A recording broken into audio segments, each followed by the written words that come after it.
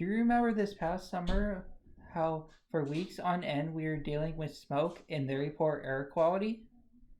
Due to these conditions, being outside was close or nearly impossible because it would burn your lungs and throat.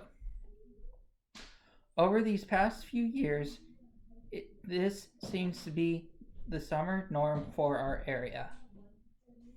Climate change and current forest management are contributing factors of increased fire danger.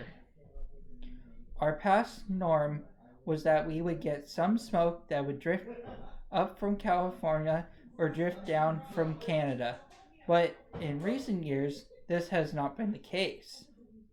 Looking back a few months ago, Western Washington was also very much on fire. Now this is personal. It's in our backyards. Being in the Natural Resources Department at Green River, this is a very personal topic. Forestry is my passion. With how many trees we grow in Western Washington, this issue becomes a very scary problem for several reasons. Number one, our forests are fully stocked, which raises a huge threat for a very severe ground to crown fire, which in the right conditions would be impossible to put out. Number two, the timber industry is a very big part of our economy, and if there is a fire, it would take years for the timber industry to recover. And with a slow recovery, the timber industry might not be able to recover. Number three, many lives and landmarks would be affected.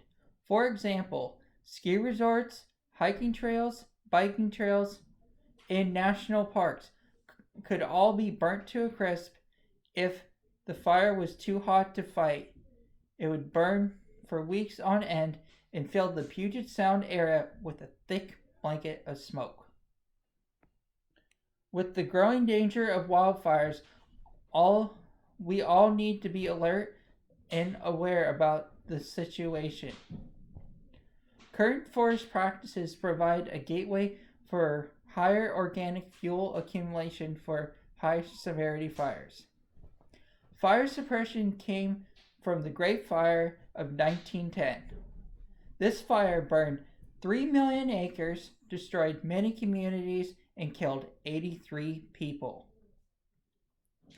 People were devastated. That is why the Forest Service came up with the 100% fire suppression rule. Over the years, suppression of fires ended up hurting our forests, not helping our forests. Now the Forest Service is changing their thinking by doing controlled burns, commercial thinnings, and eliminating ladder fuels. Climate change is the next factor. Increases of temperature and low moisture dries out the whole forest ecosystem. With warmer winters and less snowpack to keep the forest floor wet. Also, when it snows. Also, when the snow melts, it is melting faster than normal and running down instead of soaking into the ground. Hotter summer temperatures are drying out the forest and turning everything into a tinderbox. Drier and hotter weather is perfect conditions for wildfires. As you can see, there are many different reasons why fire risks are increasing. Wildfires are becoming more dangerous due to the buildup of organic fuels and poor management of our forests. Also, climate change has been a driving factor of more severe fires due to the temperature increases and low moisture precipitation. Current forest management and climate change are both contributing factors of high fire danger and high severity fires. Fire is nothing Fire is nothing that should be taken lightly. Our world is changing, so are our forests. Drier and hotter weather and the lack of management are driving forest fires to become more dangerous and severe.